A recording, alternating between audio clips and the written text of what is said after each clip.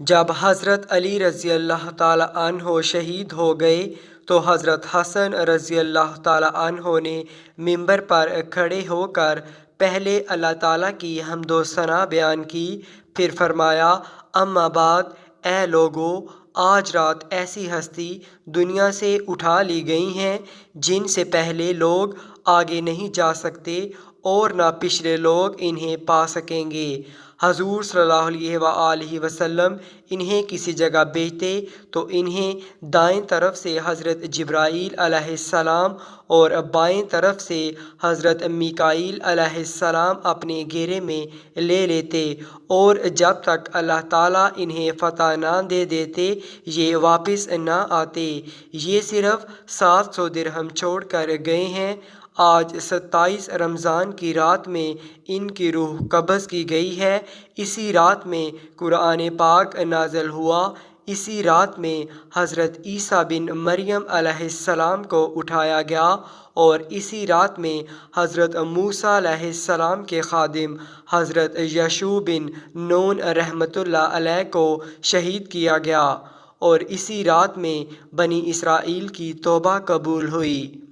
جو مجھے جانتا ہے وہ تو جانتا ہے، اور جو مجھے نہیں جانتا میں اپنا تعارف کرا دیتا ہوں۔ میں محمد رسول صلی اللہ علیہ وآلہ وسلم کا بیٹا حسن ہوں۔ میں حضور صلی اللہ علیہ وآلہ وسلم کو اپنا باپ اس وجہ سے کہہ رہا ہوں کہ حضرت یوسف علیہ السلام نے حضرت ابراہیم علیہ السلام اور حضرت اسحاق علیہ السلام کو اپنا باپ کہا ہے، حالانکہ یہ دونوں ان کے دادا پردادا تھے۔